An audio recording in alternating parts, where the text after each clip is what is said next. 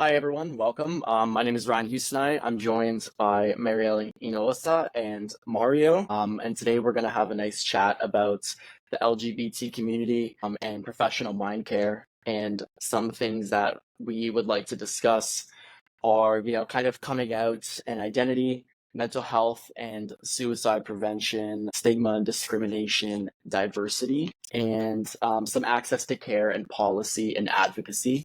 There's a lot of stats regarding, with regards to mental health in the LGBT community, very high suicide rates and things that we would just kind of like to address and touch upon. So yeah, without further ado, I just want to introduce our guest, Mario, today, right now. And yeah, if you want to feel free to give a little intro, tell us about yourself and what it is you do and things like that. Sure.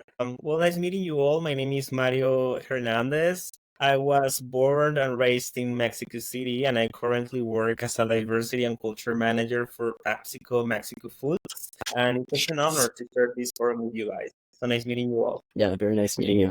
Thank you so much, Mario. So I think our initial question, just to have an intro about this topic, will be what is your perspective about mental health in the professional or business world for the LGBT community? How do you what's your initial perspective? And if there are any issues or red lights that you should highlight, how do you think we can help and we can improve? Yeah, I think that when it comes to the professional environment, I think it has evolved over time. And I don't know, for example, when I remember when I first joined the company 8 years ago, I don't remember it was like very common to talk about mental health. It was not very common to raise your voice and share with your manager or with your colleagues about, for example, stress, anxiety, I don't know, depression. It was like very hard to actually show yourself, to show this part of yourself and to show this vulnerability, especially at work, because I think it was very related to weakness, to you being weak. But I don't know, for example, at least here in Mexico, I think it has evolved over the years. I think it's more common to actually have these kind of conversations. But something that I have realized is that it's very common for younger generations to talk about this, for example, Gen Zs or millennials.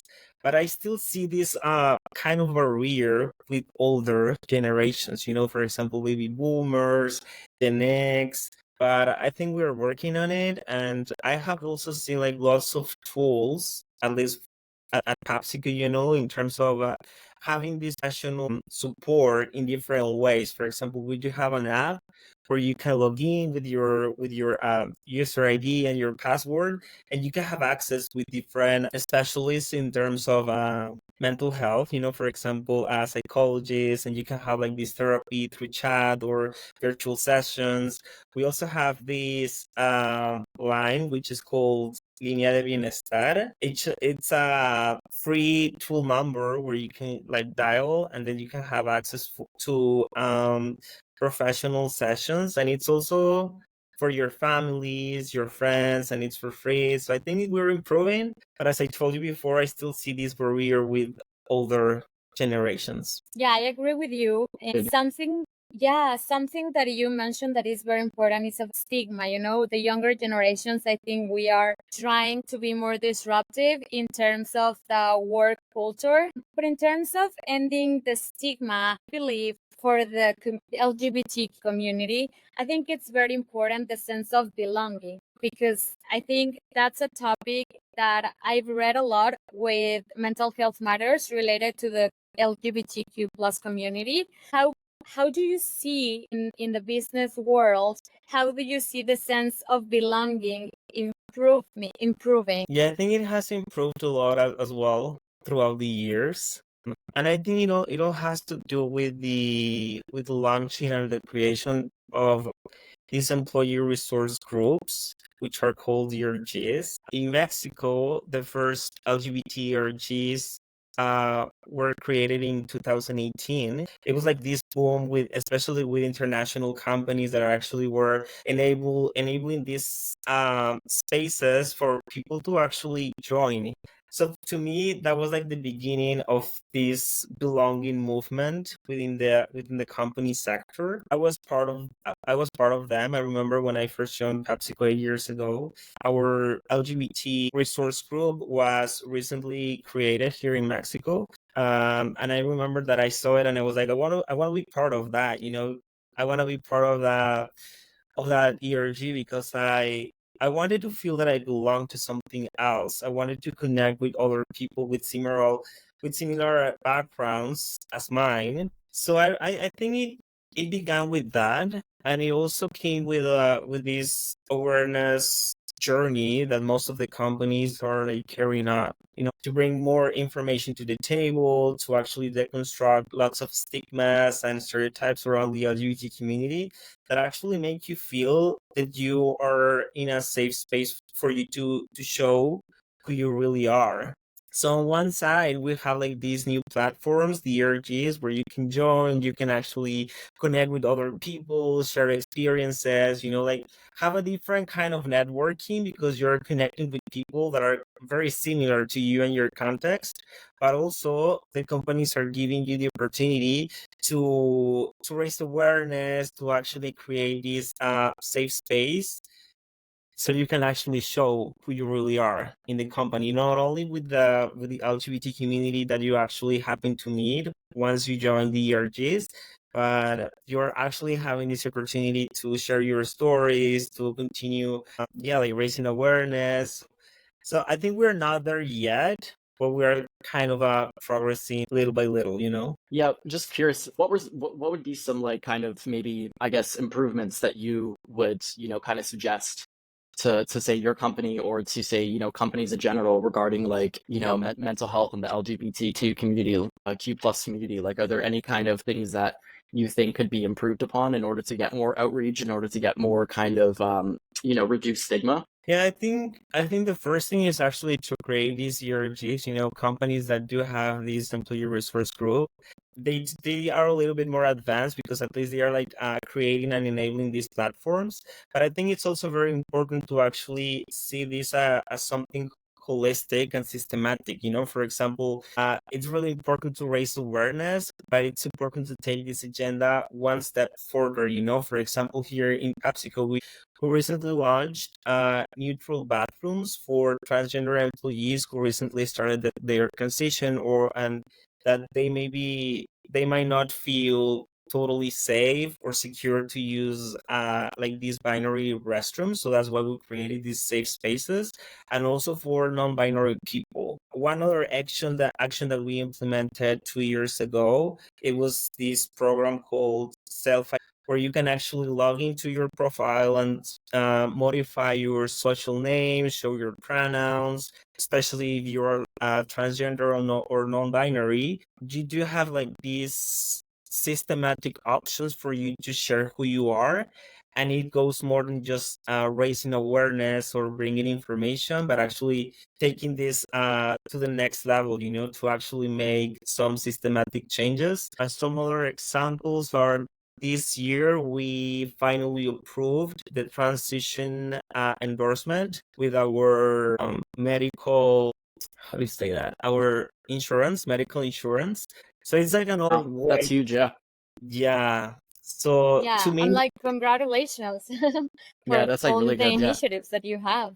Yeah, Sounds that's really good to amazing hear. Yeah, it's for good to hear. PepsiCo. so yeah, to us, it's really important, obviously, to continue raising awareness, but it's also really important to actually enable in a more systematic way different options for people to actually feel secure, to actually have this opportunity, yeah, to actually make you feel that you're in a safe space, but not only through infographics or events, to actually actions that you can see in in a tangible way, you know. Yeah, that makes sense. Just a kind of a quick question on that. You know, I know that you know, it's very open and inclusive, I guess, at your work in general, you know, in a corporate environment nowadays. But do you think that there would be more of a, I guess, I want to say like a benefit to kind of addressing these to younger people, like a younger age, you know, whether they're in school, from a very early age before they get into the kind of corporate landscape? Do you think that that would be more of a benefit to the LGBT plus community? Yeah, I think it's really important to see this as something preventive, and to actually see that you are part of a different social environments. For example, to me, it's really important to start within your family context. And I remember that I was having this conversation with a friend a long time ago, and he was like asking me, Mario, do you really think that who should start the conversation? You as an LGBT kid or your parents? And I was like, I think it's a great opportunity and also a responsibility for adults, to actually bring this conversation to the table.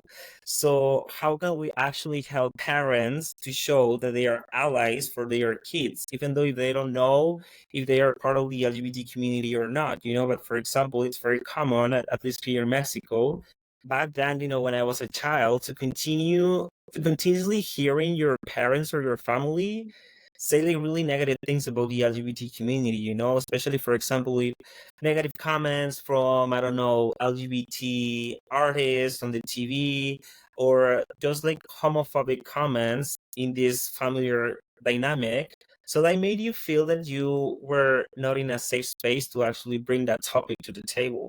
So for me, it's really important, for example, parents to actually have all this information and resources to actually make their kids know that they are in a safe space at home, And then, for example, the other context that is really important is at school. How can we actually bring information and tools to teachers to actually stop bullying regarding the LGBT community, But sometimes it happens at school that teachers don't actually know how to handle the situation, so they let it happen. And it's really sad that a lot of young LGBT students here in Mexico, they drop out from school because of that, because of all the harassment and discrimination, I Yeah, think it's terrible. yeah, so I think Yeah. it's really important to Terrible. actually prevent them at home, at school, but also, for example, in media. It's really important to actually have more positive representation in media, because I don't know, for instance, when I grew up, all the images and all the representation that I had from media was negative. It was all about mocking, it was all about joke, it was all about this representation full of stereotypes.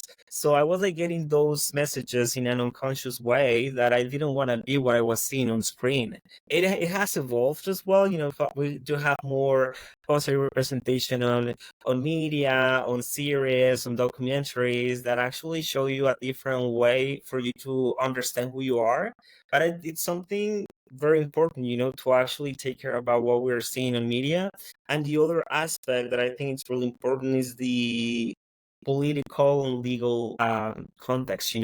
For example, it took us so many years to actually for the same-sex couple marriage to be legally recognized in all the states within Mexico. So that's a really cool win, and that's a really important win for us. But Yeah, I I'm didn't sure. when I was a kid, for example, So also in another unconscious way, if it's not proved by the Constitution or in a legal way, that also sends a very negative message. I mean, if the Constitution is not approving this, how can we expect the society to approve this?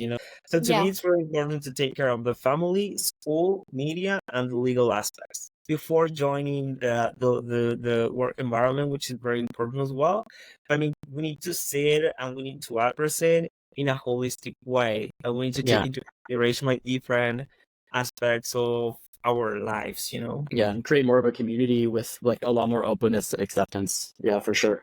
No, I agree. Yeah, and there I just have a question. I mean, we were reading about this topic obviously and some like stats, and something that it's a very sensitive topic. I don't wanna say it in a very casual way because for mental health, I've had issues with mental health, depression, anxiety, and a very sensitive topic that we identified is suicide. The suicide statistics that we read and that have been published by public organizations are really bad in terms of young people. So as you were mentioning, younger generations and people between 10 and 24, they are more likely to commit suicide.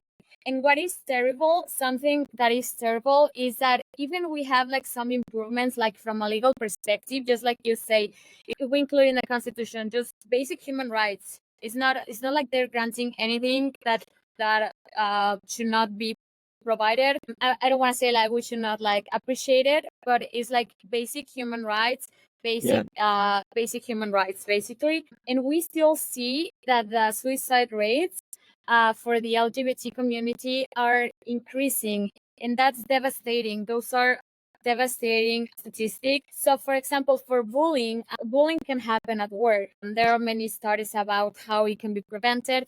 How do you actually prevent bullying at work? Because sometimes I see like a gap between what we have in policies in a company and what is at work culture, like trying to match your policies, the intentions, the corporate decisions, with the work culture. Specifically, I am from Mexico City, in a country that has been improving in the last years, but just few years ago, like you said, like when you were younger, things were different. How do you help or try to prevent that what you have in your policies are the work culture? Yeah. So I think the first thing for me that it's really important is to actually, as you said, to actually implement what is being written in your, for example, code of conduct. That it's written that it's forbidden to actually discriminate people for their gender, sexual orientation, skin tone. But sometimes you see it in a paper, but when it happens in real life, sometimes it's really difficult to address these situations. So for me, it's really important to actually train the people or the departments, the areas that are in charge of implementing these kind of protocols. For example, the legal department, compliance department, HR department, because sometimes when you have the case and when you are notified that someone is being discriminated, sometimes you don't even know how to actually investigate the case. What should I ask the person? How should I do the end interview? So to me, it's really important to actually attack or to actually, like train and bring all the information, resources, capabilities of these core teams that are in charge of actually the implementation of these different protocols. So for me, it's really important that. And on the other side, it's really important for you as a victim to actually see that something is changing, that something is actually happening, because sometimes you actually, I don't know, file the complaint, or you actually say, hey, I'm being discriminated. And sometimes you don't see that anything is changing at all. But sometimes it's not changing at all because the areas or the people in charge are not trained enough to actually, like follow up the cases and all that, So for me, it's really important to actually have as a complement like these different do's and don'ts and these additional protocols to actually know how to address like these kind of situations at work, but I think people don't actually have the information or the capabilities. And on the other side, I think it's really important, as you said, the prevention, and once I heard in a diversity forum a person that said, I don't believe that people are waking up every single day and actually thinking, today I want to discriminate Mariela Hinojosa. Yeah, I feel like I want to discriminate her.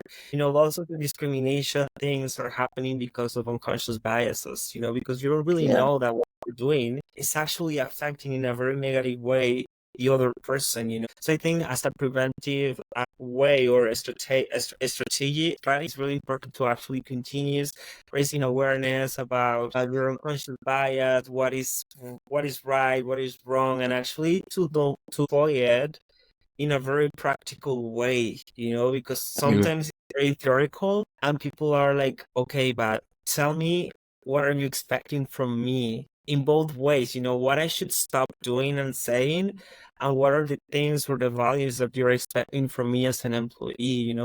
So I think it's also very important to continue raising awareness to actually identify what is not what is not right, because I think discrimination is very normalized. I don't know if that's a word, but it's very normal, and sometimes you don't even know what you're saying or doing is wrong. So as a Yeah. recap, for me, it's really important to train the areas that are in charge of investigating or taking care of these discrimination issues within the companies, but also deploying this holistic awareness strategy to actually deconstruct these unconscious bias within your personal, speaking about like the company environment. Yeah, that's interesting. Great. Great. I mean, everything Yeah, that you're saying yeah, sounds like yeah. a very good job that you're doing there. And must be a very good community, because I think that's what it's about. When you talk about like these discrimination, anti-discrimination practices, do you consider like any specific actions for preventing discrimination, specifically to the LGBT community? Yeah, it could be, for example, we do have like different ways to actually continue raising awareness. One of them is we do have a full year calendar in terms of specific dates that we want to continue raising awareness. And I think at the beginning it was all about Pride Month, which is the most important month for the LGBT community. But we identified that it took us 1 year to actually say, hey, we're here, we're back, so we identified like these specific dates. And for example, we do have at the beginning we said, for example, San Valentine's Day, to actually, for example, raise awareness about love is love,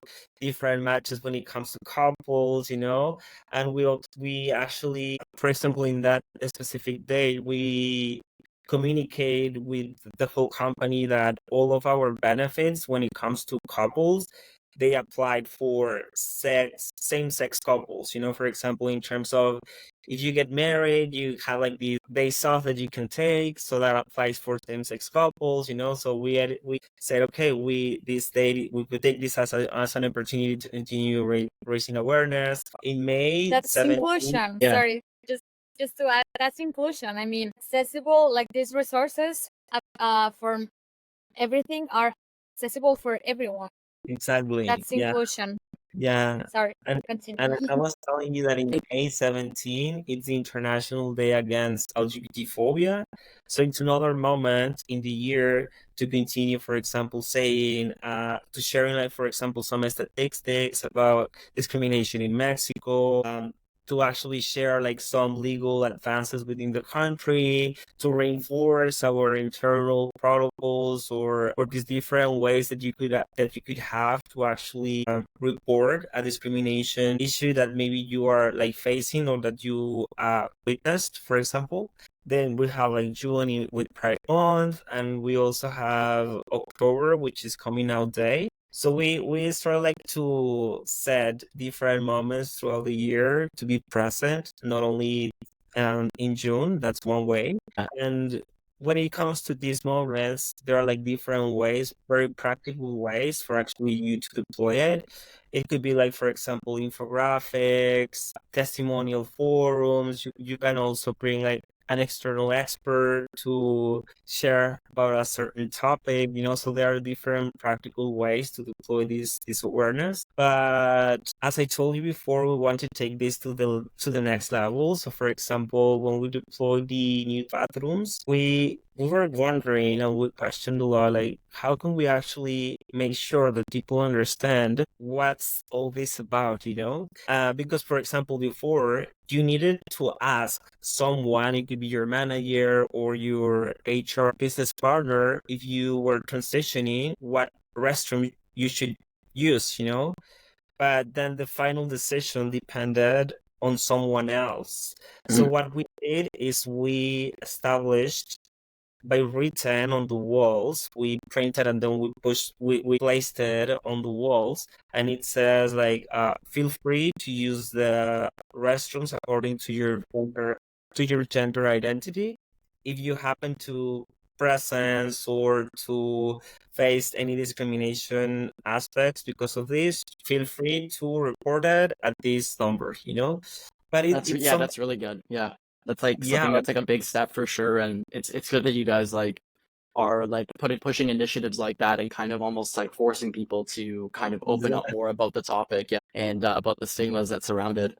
Can I just ask you quickly, kind of with regards to your own like mental health as part of the LGBTQ plus community, like what are some challenges you might have faced personally? Yeah, that's a very good question, and I think it all takes me to when I was a kid, you know, to my childhood, and I think this is a it's a very like I think most of the LGBT community in Mexico we share these kind of experiences. I think it has changed throughout the years, but I don't know. When I was a child, I think, especially yeah, like after I was 5 years old, like society in general, you know, like my parents, my family at school, on media, as I was telling you, it was like this constant, yeah, like this constant negative messages that I was getting from different, yeah, like contexts, you know, or spheres, and I remember when I was a kid, I knew that I was different because society in general let me know that I was different, but I didn't even know what was what was that, you know, because I was like 5, 6 years old. I didn't even know about sexual orientation at all. I don't know. I kept getting those messages that this is wrong. You shouldn't be like this. You should behave like this. You should like this. You shouldn't like that. And it was like this constant, you know, like negative messages all the time. Yeah, I can imagine that takes quite a toll on like your you know your upbringing as a young boy, you know, as an individual, and seeing so many mixed messages as to you know what it is you're supposed to be and what it is you truly are when you're you know at the end of the day you're human and you're trying to you know live your childhood and be as happy as you can. Yeah, and it was very hard because what usually happens is that you need to start building like this other personality of you to actually protect yourself, you know, and then you Make some start walls. exactly like this Yeah. wall or like this like masquerade, you know, Yeah. and you're like losing this authenticity of yourself, you know, because you're away, you're afraid to actually show who you really are. So I think most of us as LGBT members, especially in Mexico, we grew up like that, you know, like not actually knowing who we really are, you know, and it's very. I don't know. I remember that I was like very afraid. It got to a point where I feel that I was where I felt like I was like disappointing my parents, you know? So I Well, don't know, yeah. imagine like thinking about that, you being like 13, 14, 15. So I think that's why we do have like higher rates in terms of depression, suicidal thinkings, you know, because of that, because you're like thinking all the time that you're like disappointing your family, the society, because all the messages that you get are negative, you know? Yeah. So I think it's really hard. As I told you, I think things are changing, you know, nowadays. I don't think Gen Zs are going through the same things that we went with as millennials or baby boomers, etc. But I think it's really hard, you know, to be LGBT, especially when you're a kid. And that's why I think it's really important, you know, for families and parents to actually show this visible support to your kids. And it doesn't matter if they are part of the LGBT community or not, because it's sometimes it's hard for you to know, but it's really important, and I think they do have this opportunity to actually, yeah, make your home a safe space for you, you know, because it's really tiring, you know, that you're going to the school and they are discriminating you, you know, you see on the TV all these negative things in the public transportation who are staring at you. So I think it's really important to actually say, oh, I want to get home because it's going to be a safe space for me, but sometimes it is Sometimes it's not. not. Yeah, sometimes it's not. Well, at the end of the day, though, it's important to have, I feel like, talks like this. You know, that's kind of what we're all about here. Professional line care is kind of opening the floodgates and allowing people to, like yourself, to come forward and to talk about your experiences and you know what it means to be a part of the LGBT community, and you know just in regards to like all kind of mental health awareness. Yeah, it's really good. And just kind of quickly on that, like, how did you? I guess like at what age did you kind of feel a little bit more comfortable as yourself, or at what moment did you feel a little bit more, you know, like I can come forward, I can be myself, I can live my life the way I want to live it? Yeah, I think it was when I was 19. I grew up in a very small town near Mexico City, but it was like a very, very small town, very conservative. And when I was 19, I moved to Mexico City because of college, because I started like studying in university. Uh, and that's when my life changed completely, because I started like well, I moved to the capital of the country, which is very diverse, which is more open-minded and all that. And I met for the very first time open LGBT people like me. And they became like this positive reference for me, to say, oh, if they can show themselves as they really are, I can do that as well, So I started building my community. I started like meeting people. I started sharing experiences with other LGBT members. And then I felt empowered, to say, I think this is a huge chance for me to actually discover who I am, to actually portray and to show other people who I really am. But I still was afraid to actually showing that part of me with my family, because my family stayed there in this small town. But then I kind of like started like saying, okay, I cannot hide myself for the rest of my life, but I still was afraid of actually losing my family, because they never actually brought the topic to the table when I was a kid. And even though I'm pretty sure they never meant to hurt me, but they sometimes they made, yeah, like homophobic comments, like at dinner or at family parties or family gatherings. So I never got that glimpse uh, to actually say, this is a safe space for me to actually share this with my family, And it was not until I was 25 that actually my dad, he took us to, he said, let's go have dinner. We went to a restaurant, and then he kind of said, Mario, we know that you are hiding something from us, but I want you to know that we support you, that we're going to be here for you. And we just really want you to take that, like, that maybe emotional, like that emotional Right, charge so that the emotional weight kind of off your shoulder. yeah, and I Yeah. felt really relieved, and I was like, I wish you could have done that when I was 15 or 14, because for so many years I was like lying all the time to my parents about who I was hanging out with, what I was doing on the weekends, but yeah, I don't judge them, because I understand that they grew up in a different context. Maybe they didn't have as much information as the one that we have right now. I kind of understand that, but I wish they could have said that to me when I was a kid or when I was a teenager, So that's why for me it's really important for parents to actually show this visible support in early stages of your life, especially in childhood, because it's really hard once you have that wound or wound, Yeah, like yeah. that wound when you're a kid, because that remains for the rest of your life, So that's why we are, at least at Apsico, lots of our campaigns and messages are directed to family members, to mom, dad, siblings, because that's your first support network that you should have as a human. It's your family, Yeah. So, That's really great that you, yeah, it's really great that Pepsi like that you guys kind of advocate and kind of push the initiative not only on an employee level, but like to families and to friends and just creating more of the open kind of environment. Yeah, and also that I really like something we really appreciate what you're sharing with us. About you finding like a community in Mexico City with a more like open-minded people. I think that's also one of the purpose that we have at Professional Mindcare, to have a community, just like we can tell you're doing at PepsiCo, because we consider at least mental health is important for everyone, but there are like some statistics that are obviously evidencing that there are more needs with the LGBT community, and we want to show that. We want to share that with people so they become more empathetic also, and they can also become more. Not, I kind of don't like open minded, because I feel it's just having your normal mind, but I will say they learn more about these needs. I really think you're doing a lot.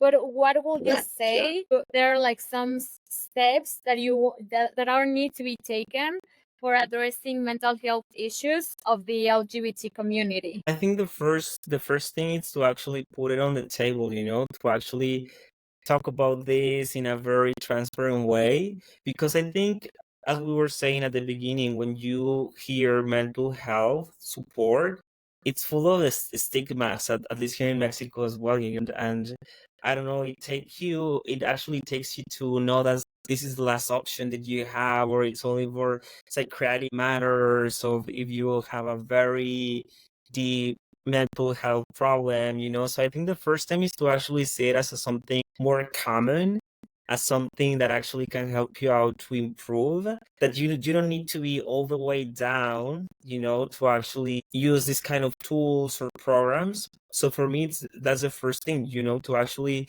bring it as something more transparent, as something that everyone can actually have access to it, that this is not the last option that you have, that you don't need to be depressed, or you don't need to have like this suicidal thinking to actually have access to mental support. So I think that's the first thing, and it's really important. And the other thing is actually, I think it's important to actually understand why we do have like these higher rates versus people who are not part of the LGBT community, and I think the statistics, they need to come with personal stories, because I could read a whole article about statistics and percentages and numbers and all that, but it's really important to see that behind those numbers, we're talking about people. We're talking about personal stories. So I think it's also really important to humanize these reports and these statistics with personal stories, because that way people actually feel it a little bit closer, because it's not a report, it's not like a report full of numbers that I'm reading. Maybe I'm hearing a personal story from my friend or from a colleague at work. So I think it's really important to humanize all these numbers and rates, because that way people actually can feel it a little bit closer. And it's just not a number. It's people's lives with what we're talking about behind those statistics. Wow. Absolutely, absolutely. Definitely like humanizing it more, and not just making it about like numbers and stats. I think that's also important why we are doing these interviews, to Mhm. give the voice to of people's stories, and that they share. Because with mental health, I think many people have something to say, have a story that they can relate with, whether it's like their own or they can relate with those topics. And like you say, sometimes it's so easy to say something about some support of mental health, but when you actually experience it, it's so hard to speak about, and that people really know how to address it. Especially when you have managers that are older generations, like you say, these new generations are really being so disruptive, and that's something I really like. Yeah, I hope we really can improve, and this data should like be going down, but not the opposite, like the numbers. And talks like this, definitely raising awareness and just talking about these kind of topics. I think that they will make like a huge world of difference, especially with the younger generations, and also hopefully with the older generations. Just being able to see this and see three young people talking about stigmas at work, and initiatives that can be brought to light, and just making it something that's talked about not just 1 or 2 months out of the year, but something that's like kind of a daily or a weekly thing, or something that somebody can just feel more comfortable bringing up around a superior or a colleague. Yeah, no, and I think it's really important to actually understand that we're gonna have like certain gaps when it comes to generations. But for example, I don't think that what the data is showing right now, when it comes to younger generations, I don't think it didn't happen for baby boomers or Gen X. It's that they didn't feel safe to actually say, hey, I'm going through a very difficult time, or hey, or maybe they didn't even know that they were depressed, or that they were anxious because of their gender identity or sexual orientations, because a lot of people, they are still in the closet. So I think that's why we kind of see this peak when it comes to the statistics for younger generations, because it's more, people are more aware of this, and they actually feel more secure to share this freely in comparison with older generations. And I think the more we talk about it, and the more we are aware of mental health, people actually are saying, I didn't know this was anxiety, and now I know, so now I'm gonna answer this survey that I'm anxious. Maybe people from older generations, they didn't have that information, you know? So for me, maybe the more we talk about it, the higher the peak is gonna get. But in the long term, it should start like going down, you know, because we're gonna have more tools, we're gonna have more resources, we're gonna actually take care of our mental health. But I think it's kind of normal, and my hypothesis is because before we didn't have that information, you know, maybe we didn't even actually measure about these topics. And if we did, people were not aware. So maybe all the answers were kind of were not very neutral, or were not true at all, you know? So I think it's important to actually like set this in a long-term expectation, you know, that maybe right now the peak is gonna get higher, but in the future it should start like going down, you know? Yeah, ideally, and that would be tremendous for sure. For myself, I mean, I just want to say thank you so much for your time. I gotta go back up to work right now, but it was very nice meeting you. And having a talk like this, and thank you again for your time and everything you said. I think at the end of the day, it's something that I think all three of us can agree on, that it's something that should be normalized. And obviously we all see stats go the opposite direction. And again, like, to your company, Pastico, I think you guys are doing an amazing job pushing these initiatives, not only to the employees again, but to the families and friends that you and your colleagues work with. I think it's just tremendous. Thank you very much, and it was very nice meeting you, Ryan. Yeah, very nice meeting you, Mario. Thank you so much, Mario. Thank you so much for your time. We know you have a very busy agenda for Pride Month, and let's make it Pride Month every month, so you will be busy every month. Months And for thank sure. you so much. Yeah, thank you for sharing your story. We appreciate it, and I'm sure this is gonna inspire many people, and we will end the stigma. We're gonna push that for Yeah, sure. we're pushing that for sure. Thank you again, Yeah, Mario. thank you again, Mario. Thank you very much. Thank you. you. Thank you. Bye. Bye. Bye.